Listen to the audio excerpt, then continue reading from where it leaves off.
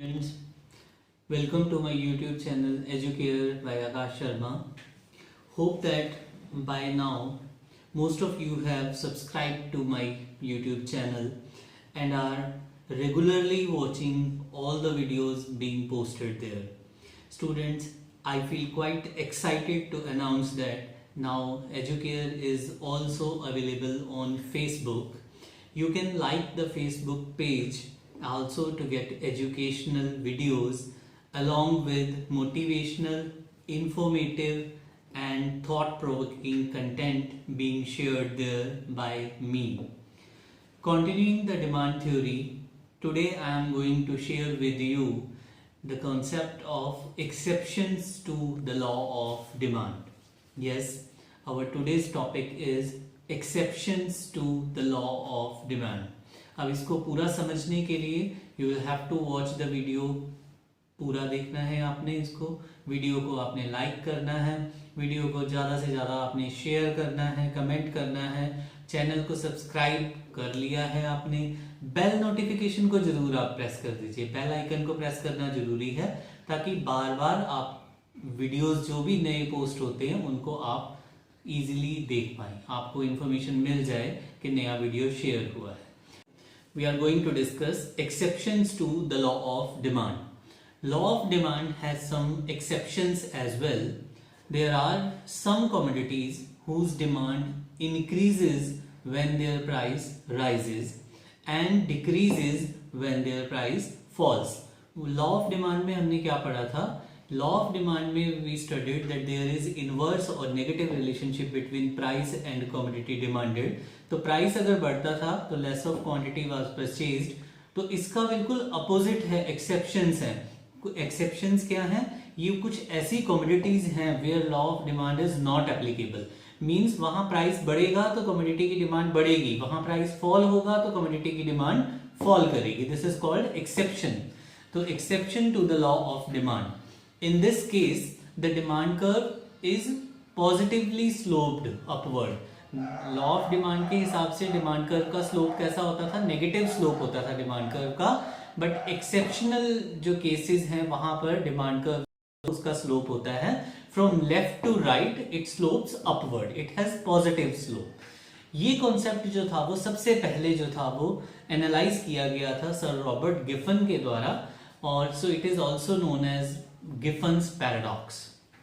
The main causes of the demand curve sloping upward are, या हम कह सकते हैं कि वो commodities where law of demand does not hold good, law of demand fails are, first is articles of distinction.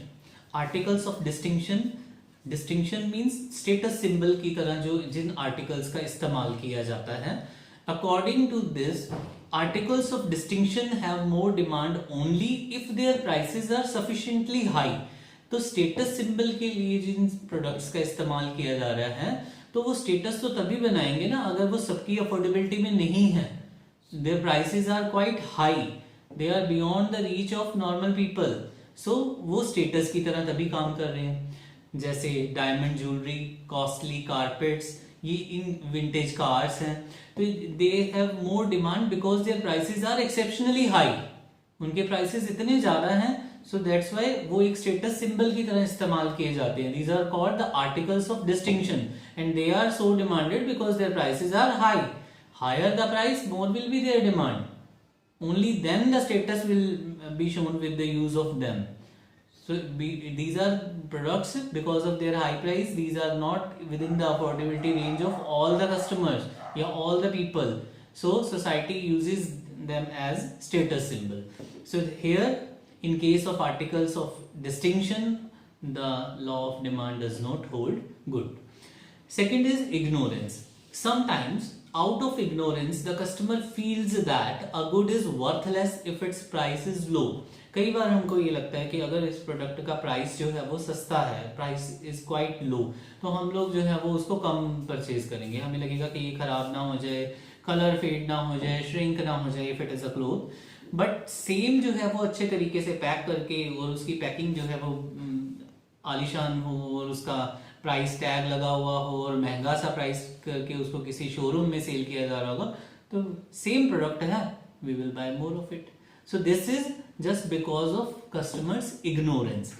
So out of ignorance, the customer feels that a good is worthless if its price is low, and so he purchases a very little quantity of the same. But if the same good is priced high, इसी का ही price अगर high कर दिया जाता है, it will attract more demand. तो ये ज्यादा डिमांड को अट्रैक्ट करता है.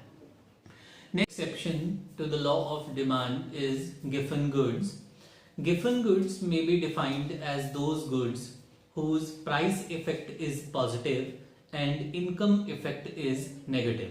I repeat, whose price effect is positive and income effect is negative.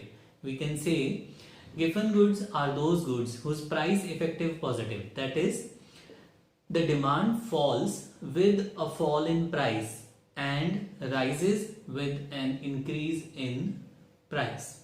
तो जिसका प्राइस फॉल करेगा तो डिमांड भी फॉल कर जाएगी, और प्राइस राइज करेगा तो डिमांड भी राइज हो जाएगी. ऐसे होते हैं Giffen goods.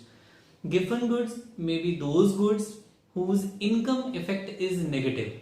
Income effect is negative means that the demand falls with a rise in income. जैसे इनकम बढ़ेगी the demand falls and rises with a fall in income. और जैसे इनकम हमारी फॉल करती है तो ऐसे प्रोडक्ट्स की डिमांड जो है वो बढ़ जाती है. जैसे कोर्स ग्रेन हो गया, बाजरा वगैरह, या रोड साइड जो स्टॉल्स लगे हुए हैं उनसे हम कोई क्लोथ वगैरह परचेज कर रहे होते हैं, that fall in this category. So ऐसे केसेस में when price of such commodities falls, their demand also shrinks. So this is exception to the law of demand. So students, आज हमने सीखा exceptions to the law of demand. इसमें क्या सीखा हमने कि यहाँ पर वो situations हैं, वो commodities हैं where law of demand is not applicable. Law of demand state करता था कि price और commodity demanded में negative relationship है. Exceptions ये state करती हैं कि ये सेम डायरेक्शन में फ्लो करेंगे. प्राइस राइज करेगा तो डिमांड भी राइज करेगी, प्राइस फॉल करेगा तो डिमांड भी फॉल करेगी. कौन कौन सी कैटेगरीज को हमने यहाँ पर स्टडी किया, कौन कौन सी कमोडिटीज को स्टडी किया. First was the articles of distinction. Second, out of ignorance. कई बार हम कस्टमर जो है वो ज्यादा तभी बाय करते हैं when the price is sufficiently high. और थर्ड जो हमने पढ़ा वो गिफन गुड्स का केस है. उम्मीद है आपको ये वीडियो पूरी तरह से समझ आया है तो आप इसको लाइक कीजिए, अपने और फ्रेंड्स के साथ शेयर कीजिए, और चैनल को सब्सक्राइब तो आप लोगों ने कर ही लिया है, बेल आइकन को जरूर प्रेस कर दीजिए, और ताकि हर एक वीडियो की अपडेट आपको मिलती रहे. हाँ जी, जो आज मैंने आपको बताया कि एजुकेयर अब फेसबुक पर भी अवेलेबल है, तो फेसबुक पेज है हमारा एजुकेयर के नाम से, उसको आप फॉलो कीजिए. वहाँ पर भी जो कंटेंट शेयर किया जा रहा है, ये वीडियोस तो अवेलेबल है ही हैं फेसबुक पेज के ऊपर भी. इसके साथ साथ काफ़ी इंफॉर्मेटिव और मोटिवेशनल कंटेंट भी मैं वहाँ पर पोस्ट कर रहा हूँ, शेयर कर रहा हूँ, तो उसको भी आप लोग देखिए. Thank you.